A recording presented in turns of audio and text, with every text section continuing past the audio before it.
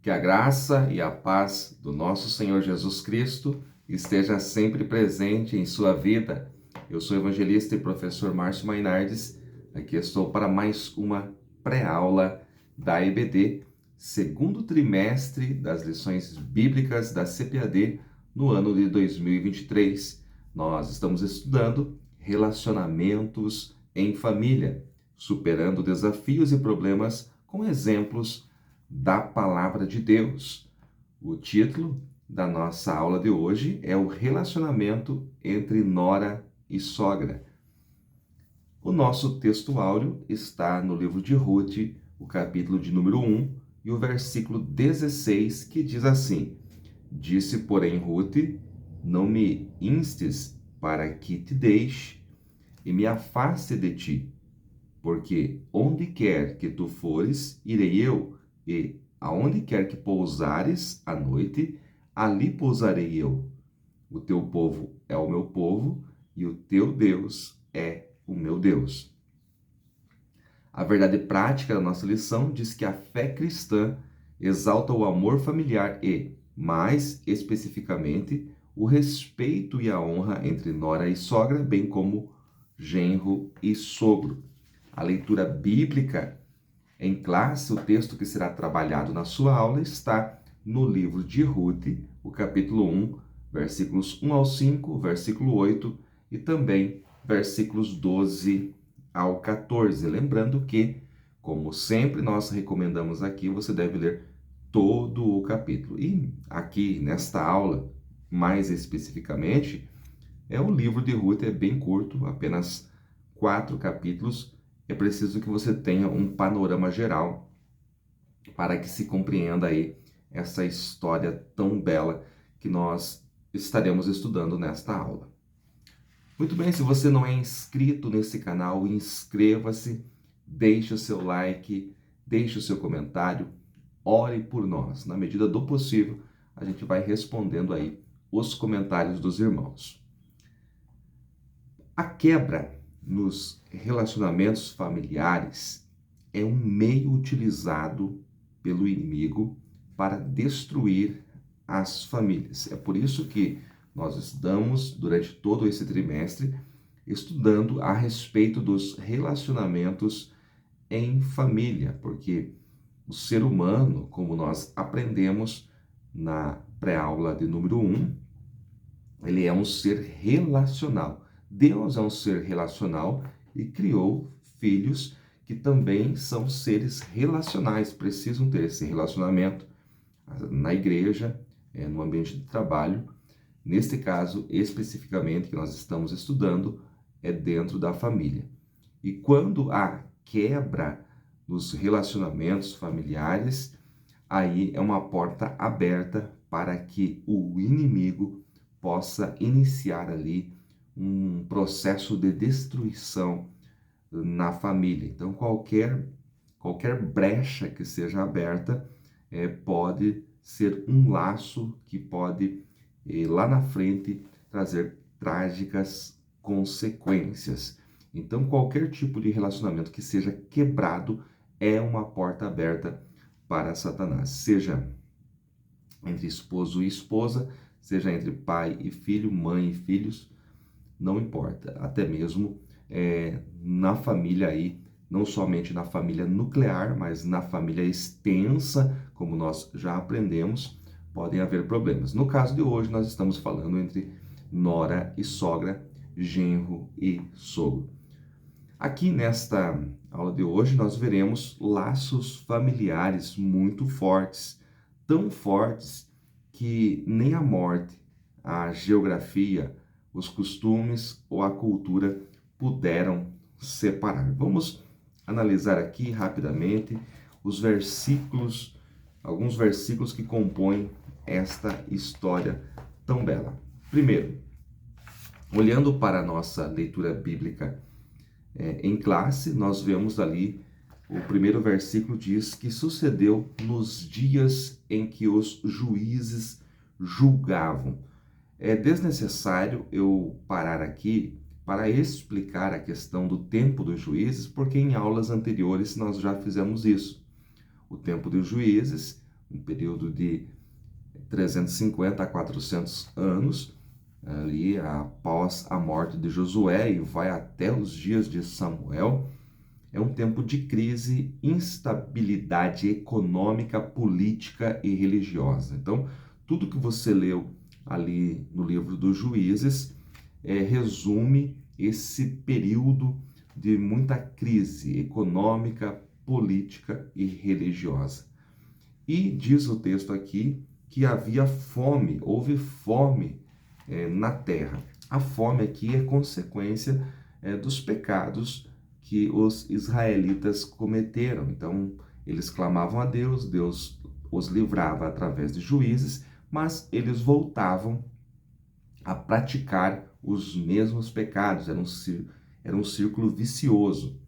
E dali saiu um homem foi peregrinar, um homem de Belém. Belém significa casa do pão. E por que é que ele sai de Belém? Justamente pela falta de pão. Perceba que Belém tornou-se uma propaganda enganosa. Belém, casa do pão.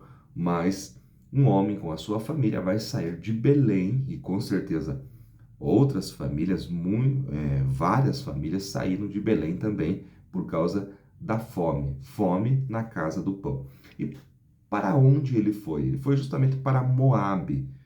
O que significa Moabe na Bíblia? Moabe era um dos filhos de Ló, com uma das suas próprias filhas. E os moabitas, eles tinham uma aversão aos israelitas, mas certamente naqueles dias havia alimento em Moabe e eles esperavam ali encontrar uma vida melhor. Quem era este homem? Este homem se chamava Elimeleque. Elimeleque significa meu Deus é rei. Elimeleque, e o nome da sua mulher era Noemi. Noemi significa meu prazer. Veja que nome bonito, mas lá na frente ela vai se autodenominar de amarga. Ela vai dizer, na verdade, o meu nome é amarga, significa amarga. Mas o significado do nome Noemi é meu prazer. Eles tinham filhos. Um deles se chamava Malom e o outro Quilion. Malom pode significar ali fraco ou doentio, uma pessoa doente. E Quilion significa uma pessoa frágil. Veja que esses nomes já falavam aí, já demonstravam aí que eles deveriam ter algumas dificuldades na sua saúde e a morte chegou para eles, vai chegar lá na frente para eles de forma precoce, né? Aqui no versículo de número 3, diz que morreu Elimeleque. Morreu Elimeleque. Morreu onde? Nas terras de Moabe. Então, no lugar onde Noemi esperava ter abundância, ela encontrou, na verdade, a morte. Justamente naquele lugar onde ela foi ali para encontrar alimento, a encontrar uma nova vida, ela vai encontrar a morte. Morreu Elimeleque. Agora, ela tem os 2 filhos, e no versículo de número 4 diz que os filhos tomaram para si mulheres moabitas. Tomaram para si mulheres moabitas. Uma delas se chamava Orfa, que significa gazela, e a outra tinha o nome de Rute, que Rute significa amizade. Mas veja o que nós encontramos no versículo de número 5. Morreram também ambos. E morreram também ambos. Os 2 morreram. Esta família que sai de Belém em busca de uma vida melhor e talvez esperançosa, de repente tem um baque, de repente morre ali o patriarca, morre ali o chefe da família, Elimeleque. Agora os filhos começam uma nova vida, casam-se com mulheres moabitas, mas eles morrem também. Uma família cheia de esperança, de repente temos uma viúva. Uma família cheia de esperança novamente, de recomeçar. Agora nós temos 3 viúvas. Então veja que tragédia, que aconteceu aí nesta família ao longo desses anos, ao longo desses 10 anos que eles vão permanecer ali em Moabe. Ali, logo em seguida, o versículo 6, que não está aí na sua revista, vai dizer que Noemi ouviu que o Senhor havia abençoado novamente Belém, depois desse período, depois desses 10 anos, e ela decide voltar. Então, após ouvir que o Senhor visitou o seu povo, enviando pão, então Belém passa a ser novamente a casa do pão, Noemi decide voltar. E ela instrui as suas 2 noras a também voltarem para suas casas, voltarem para suas famílias. Agora veja os versículos 12 e 13. Tornai, filhas minhas, ide-vos embora, que já muito velha sou para ter marido, ainda quando eu dissesse, tenho esperança, ou ainda que esta noite tivesse marido e ainda tivesse filhos, esperá-los eis até que viessem a ser grandes. Do que é que Noemi está falando aqui nos versículos 12 e 13? Noemi tem em mente o casamento do levirato, o casamento de uma viúva sem filhos com o seu cunhado para dar ao falecido marido um herdeiro. Então, se você nunca ouviu falar da lei do levirato, o casamento do levirato é exatamente isso. O casamento de uma viúva sem filho com o seu cunhado para dar ao marido falecido um herdeiro. Então, aquela criança, aquele herdeiro que vai nascer ali, não será do cunhado, será o nome do falecido, né, sendo relembrado. Essa questão está na lei. Não vou ler aqui, mas você pode anotar aí, Deuteronômio, capítulo 25, versículos 5 ao 10. Deuteronômio, capítulo 25, versículos 5 ao 10. Mas mesmo antes da lei de Moisés, nós já vemos esta questão do levirato lá em Gênesis, capítulo 38, naquele episódio de Judá e Tamar. O versículo 16 e também o versículo 17 são aí a base da nossa lição de hoje.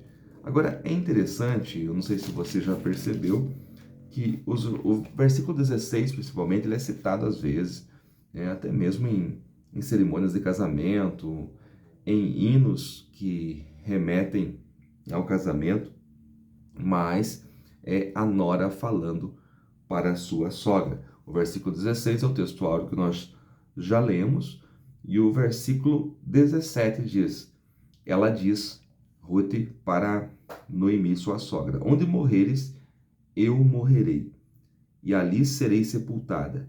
Que faça-me assim o Senhor, e ainda mais se algo que não a morte me separar de ti. Então Noemi insiste que elas voltem para suas famílias. A princípio, ambas, Orfa e Ruth, decidem vir a Belém junto com Noemi. Devido à insistência de Noemi para que elas fiquem, Orfa pensa melhor, beija sua sogra e volta para a sua família. Mas Ruth decide prosseguir com ela. Então Ruth, eu vejo aqui, ela renunciando todos os laços passados em Moabe. Anteriormente, Ruth provavelmente adorava o deus moabita. O deus moabita se chamava Quemos. Agora ela abraça a fé de Noemi. E ela diz, somente a morte pode nos separar. Então veja que os laços familiares aqui entre nora e sogra, entre Ruth e Noemi, são tão fortes que nem a morte pode separar. E a geografia, a cultura, como eu disse lá no início, a religião, nada disso pôde separar esses laços familiares intensos, porque Ruth decide seguir o Deus de Noemi. O teu Deus será o meu Deus, eu estarei sempre com você. Então veja a disposição desta mulher em seguir a sua sogra. Então a perspectiva de fé de Ruth foi um bálsamo, foi um alento serviu de ânimo para Noemi, que estava arrasada. Nos momentos de crise, a união e a cumplicidade são fundamentais para a superação. Então, nos momentos de crises familiares, não importa de que gênero, que tipo de crise, é necessário haver união e cumplicidade para que haja a superação. Além da união, as crises somente serão superadas com muito trabalho e dedicação na família. Perceba que Ruth foi colher espigas atrás dos ceifeiros para mantimento dela e de sua sogra. O que quero dizer com isso? Ela não ficou esperando que algo caísse do céu, que viesse às suas mãos algo pronto. Como elas estavam voltando, não tinham onde ficar, não tinham como subsistir, Ruth, bem mais nova, vai para os campos, atrás dos ceifeiros, para recolher as espigas que ficavam atrás dos ceifeiros, aquilo que eles deixavam cair, algo que já era preconizado na lei de Moisés. E ali ela vai ter encontro com um homem importante que era parente de Elimeleque. Quem que Ruth encontrou aqui? Ruth encontrou o remidor, o parente remidor da família, que se chamava Boaz, se bem que ele não era o mais próximo.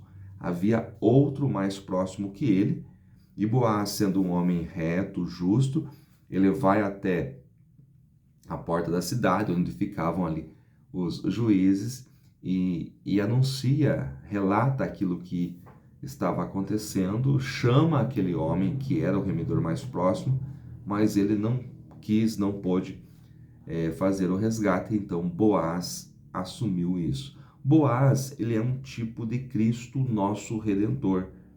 Ele resgatou as terras de Noemi e também Ruth para manter o nome do falecido. Então, a mulher que voltou, que se autodenominava amarga, Noemi, não tinha onde ficar, as suas terras são resgatadas por Boaz, e também Ruth, ela vai ter ali o nome do falecido mantido, porque ele é o parente remidor.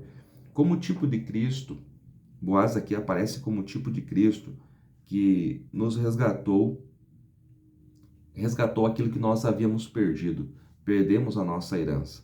Desde que o homem caiu lá no Éden, Gênesis 3, nós perdemos a nossa herança. Então Cristo, que é o antítipo de Boaz, ele nos resgatou, trouxe de volta aquilo que nós havíamos perdido, nos deu também um novo nome. Desta ótima relação entre nora e sogra, surgiu uma das mais belas histórias bíblicas. Quando termina ali o livro de Ruth, você percebe que ela gerou um filho que se chamava Obed. Obed vai ser o pai de Jessé. Jessé será pai de Davi. E Jesus Cristo será chamado de o filho de Davi. Veja que de uma situação, de uma história aparentemente dramática e triste, dali surge a descendência de Jesus Cristo, que é o centro das Escrituras. Eu espero ter colaborado na elaboração aí da sua aula. Que Deus em Cristo te abençoe mais e mais.